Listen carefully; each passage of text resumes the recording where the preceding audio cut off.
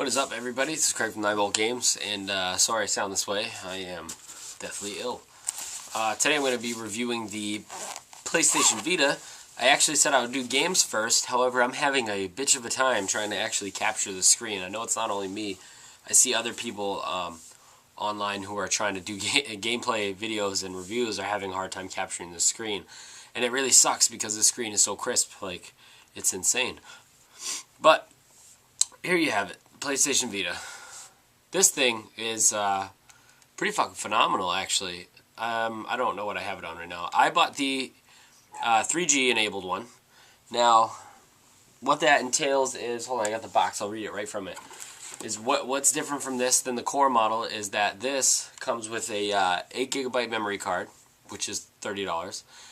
It comes with a free 250 megabytes of 3G, which I haven't used yet. I'm going to lot it all when I go to PAX. And when you do use the 3G, you get a free downloadable game, which maybe I should do that to make sure that I actually get the downloadable game off the PlayStation Network, but we'll see what happens. So first off, the basics. Let's just say, how do the games play? Well, I actually now have 6 games. I have Marvel vs. Capcom, I have Army Corps from Hell, and I have Katamari, which I had bought in the day that it came out, and then Walmart had a deal, so I got Uncharted, Mod Racers, and Little Deviants. The later 3, which I haven't even tried yet, so I just got them in the mail today. I would love to do reviews of the games. Like I said, I need to find a way to capture the screen, but if you can, for some reason, see it. Here's what the home menu looks like on it. It's basically, just think of it as just a regular touchscreen 3G device, really, like a tablet. Is kind of how it actually plays out. Like up here I have my network operator for 3G, Party, which is, I'll get into that after. Party is great. PlayStation Store, Near, which tells you everybody that's near you on this device. Your friends list, which is your PlayStation Network, which the connectability is perfect. I'll explain that after. Group messaging, trophies, photos. I put Katamari up here because that's the game I'm playing the most. My browser. I'm gonna sneeze. I'm an ugly sneezer. Music, my Twitter app, my Netflix app, Ultimate Marvel vs. Capcom, yada yada. I got all my stuff on here. There's not a lot available, Basically, when you put a game in, it installs it and it puts it on here. So yeah. What was I going to? Oh yes, the Party. Let's talk about the connectability first, just so I can get out of the way. When you're playing games online, the games that I've played so far, I've had no lag in my matches. Dan's played it. He said he's had one match that was lag, but the person actually ducked out of the match. So it could have been him disconnecting purposely. That messed up the game for Dan. But the connectability on this is awesome. It'll automatically pick up any hotspots you got around you. The 3G, obviously, like I said, I can't speak for it because I don't have it. And then the party mode, like I said, I'll go back to this. The party mode is excellent because the party mode is a group chat, voice chat. This is voice enabled, and you can do all your talking on PlayStation Network through your Vita. Which is kind of pointless if you have a Bluetooth headset because you're already on talking to people on the PlayStation Network, so what do you need this for? This is great if you have friends that are all playing a game together like Marvel vs. Capcom. We didn't utilize this feature when we first played it, when the system was new, and we probably should have. This thing shuts off after a minute of inactivity, so let me put it on inactivity. Your friends list is cool. It tells you what people are playing between either Vita or the PlayStation Network, the PlayStation 3. And the store needs to be... The store is hard to find stuff. That's the best way to describe it. I can't really go into it too much. I'll just start Katamari. What I like about this, though, is like I said, I'll start Katamari, but I had like Twitter and stuff open. We press the home button. Oh no, I didn't. We'll just open Twitter. Okay. So like I said, you start something, and I have Katamari open, mind you. So I'd go to this. That's take it away. And I go back to Katamari. And then untouched. The only time you'll ever cut into a game is when you cut into a game with another game, preferably like a downloadable one. Because obviously if you take the card out of this, the card isn't, it's Katamari. The sound quality is great. The graphic qualities are disgusting. Katamari is probably not the best game to showcase the graphics. But Uncharted is the best game to showcase graphics. And Marvel vs. Capcom is great too. I can turn the sound down now. Katamari's wacky. I love it. The games are no longer UMD, For those who haven't seen, they've been replaced on these. They're tiny. They're tiny as hell.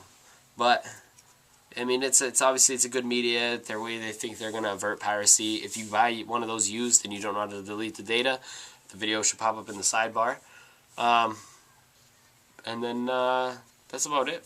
I mean, for right now, there's no apps and stuff on the menu, so I don't know what to do about it. There's nothing available. There will be. I mean, it leaves a lot to be desired, but the console itself, as far as playing games, is great. The games that I got for it right now, I truly like. And I'm going to say this, like, I don't know how I'm going to be able to do reviews or when I'm going to be able to, but Army Corps from Hell, don't listen to any reviewer on that. They're pieces of crap. They don't know what they're talking about. Make your own judgment about it. It's one of the cheaper games now. The game is almost exactly like Katamari, except that you can select weapons for your classes of characters when you unlock the characters and you grind for the weapons. If you don't like Katamari, I guess you wouldn't like the game. It's not as deep. Alright, let's not talk about that.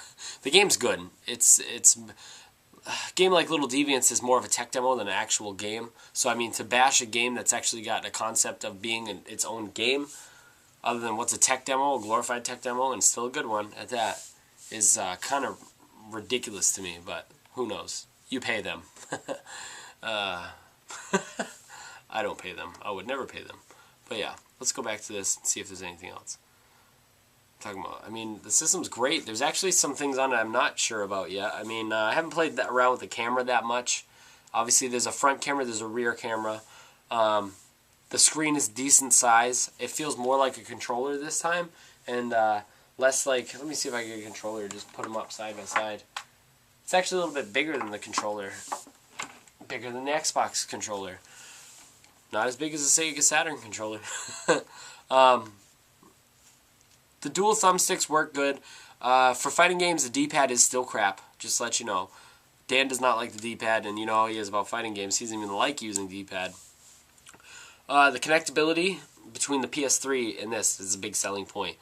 You can actually go in and on remote play your PS1 games and play select PlayStation Network titles. You can also play only one PlayStation 3 game through this now, which is Lego Batman. But it might be bad that it's Lego Batman, but it's a good thing that you can play a PS3 game through this through remote play, because that means there's going to be more titles in the future that is available for you to play on your PS3 as long as the disc is in the tray on here, and that's pretty awesome. Netflix works good on here. That's what I just clicked for some reason. You got Yahoo Maps, blah blah blah. This up here, I don't know what this is for. Maybe people can help me out.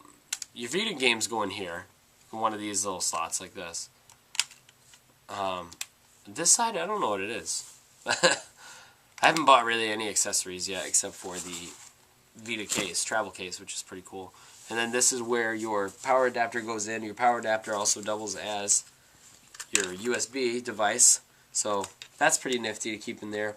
If you lose one or the other, you're kind of screwed. But as far as I know, man, I haven't had a single problem with it yet. I mean, I had a weird power issue, but it was actually something on my end that I messed up.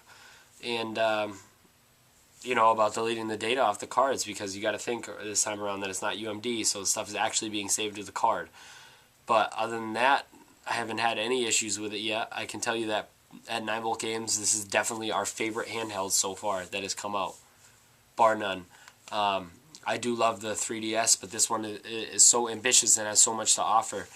Just on it alone, I can already do more than I can do with my 3DS, and the screen is bigger, which I like because I'm getting older. And like I said, it's more like a controller this time, not my hands crumpled together in like the the bigger screen, the crisper screen. It's the OLED screen, which is great. 3D is kind of a fad. I really hope it dies out. But the killer apps that are coming out for this are going to be good. They can't rival Nintendo's first-party games. Absolutely not. But the games coming out for this are going to be epic. I mean, you got your Metal Gear HD collection. You got that Project Ruin game coming out. And it's Sony, so I'm pretty sure we're going to see a Twisted Metal. We're going to see a God of War. We're going to see all kinds of crap on here, and I'm just very excited for it. So this is great. Don't mind the price point. The price point is actually not that bad when you think about what you're getting for it.